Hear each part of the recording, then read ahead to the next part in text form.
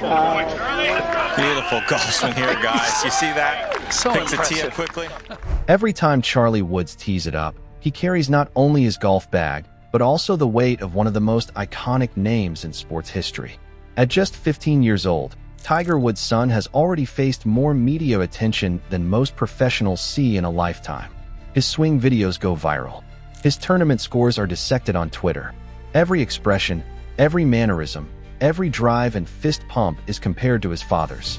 You got the best seat in the house, Noda. I do. I'm very lucky to be out here. Beautiful shot. How about that to start things off? The question hanging in the air isn't whether Charlie can play.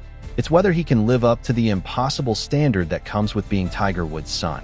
From the moment Tiger introduced his son to the world at the PNC Championship, the fascination was immediate. Final round of the PNC Championship. Tiger Woods and his 15-year-old son Charlie in big trouble at the first. Both missed the fairway. There was something almost cinematic about it. Tiger, the battle-scarred champion returning from countless injuries, walking the fairways beside his mini-me. Very emotional for me. I've been coming here since 1995, and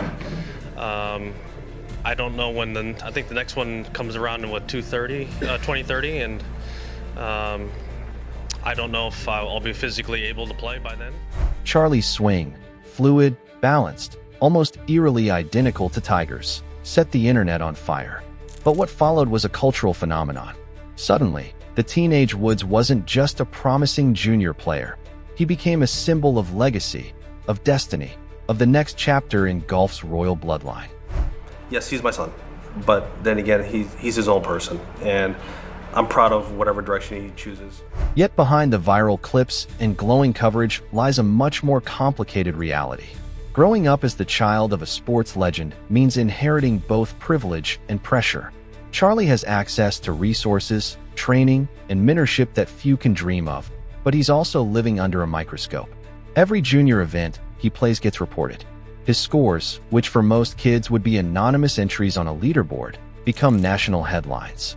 When he shoots a good round, fans cheer as if it's a prophecy fulfilled. When he struggles, critics whisper that the hype has outrun the talent. The truth is, Tiger Woods isn't just any benchmark. He's arguably the most dominant golfer of all time. How about a four? How about a four? Can you tell me? A player who didn't just win tournaments, but redefined the sport itself. Tiger changed how golfers trained, how they competed, how they thought. He didn't merely raise the bar. He built a new one at a height no one had ever imagined. To live up to that as a son is, in every sense, an impossible task. And maybe that's the real challenge for Charlie Woods. Not to become the next Tiger, but to find his own definition of success in a world that keeps measuring him by someone else's standards. Those who have watched Charlie closely say his game is impressive, technically refined, mentally focused, and showing steady improvement. He's been competing in elite junior tournaments across Florida, where the competition is fierce and the scrutiny relentless. He's won some, lost some, and learned through all of it. What stands out most isn't his power or precision, but his composure. Even as cameras trail his every move, he maintains a calm that seems inherited straight from his father's playbook. There are flashes, moments when he hits a drive that sounds different, or when he drains a long birdie putt and flashes that familiar grin that remind everyone of the lineage. But the kid isn't trying to be Tiger 2.0, at least not yet. Tiger, for his part, has been protective but deliberate. He knows what the spotlight can do. He's talked openly about not wanting to push Charlie into golf too soon, about letting him find his own rhythm and love for the game. But at the same time, the father in him can't resist guiding the son. They practice together. They analyze swings. They share routines. When they play side by side at the PNC Championship, Tiger often slips into the role of proud caddy more than teacher, smiling as his son bombs drives down the fairway. There's a visible affection there, a kind of redemption arc for Tiger himself, who missed much of his own childhood to relentless training and expectations. In a way, mentoring Charlie allows Tiger to rewrite that story from the other side. But that mentorship comes with a dual edge. Tiger's shadow is both a shield and a storm. On one hand, it grants Charlie automatic credibility, access to world-class coaching, and the best possible role model. On the other, it's a lifelong comparison trap. Every swing will be judged against Tiger's peak. Every career milestone will be measured against a man who won 82 PGA Tour titles and 15 majors. For most players, even one major would define a career. For Charlie, anything less than greatness might be seen as failure by outsiders. That's the tragedy of legacy. It raises expectations beyond reason. Still, golf history is filled with sons of legends who carved their own identities. Jack Nicklaus's son Gary became a pro, but never reached his father's heights. Davis Love III's son is pursuing his own path on many tours. The pattern is consistent.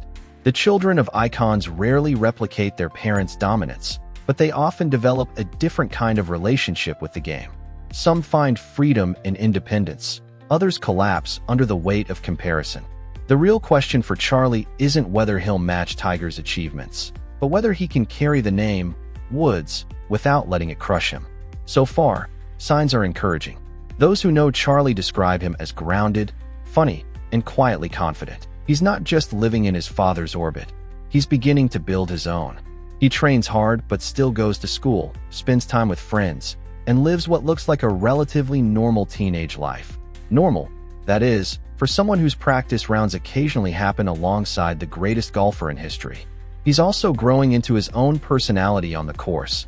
Less fiery than Tiger was at his age, more measured, but equally focused. His maturity is what impresses many observers most.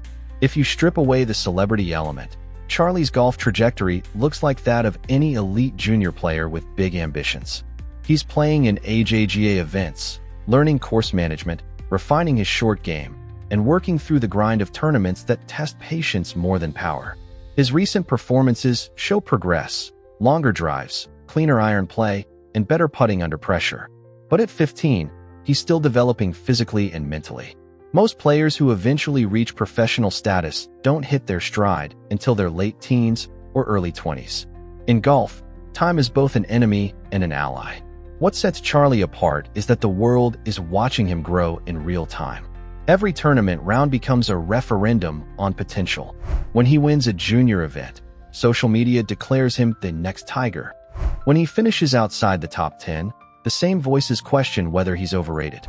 It's an unfair cycle, but one that he's learning to navigate early, a skill that might prove as valuable as any swing tweak. Golf, after all, is as much a mental battle as a physical one. If he can learn to filter noise and stay patient, he'll have already conquered a major part of what destroys promising young athletes: external pressure. In private moments, Tiger has said that his biggest wish is for Charlie to enjoy the game rather than chase his records. That might sound simple, but it's profound coming from a man who turned golf into a global obsession. For Tiger, golf was both gift and burden, something that gave him immortality but also isolated him. Letting his son find joy in the same game, without forcing him into the same crucible, might be Tiger's greatest victory as a father. So, will Charlie Woods live up to his dad's standards? It depends on what we mean by standards. If we're talking about winning 15 majors and revolutionizing the sport, then probably not, and that's okay. Almost no one ever will.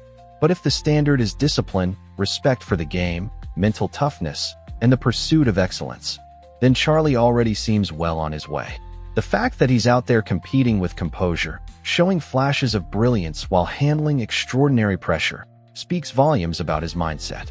The more realistic goal for Charlie is not to become Tiger Woods' replica, but Tiger Woods' evolution, a player shaped by the lessons his father learned the hard way. He has the advantage of guidance, resources, and emotional support that Tiger didn't. He also has the challenge of living in a world that won't stop comparing him to a legend.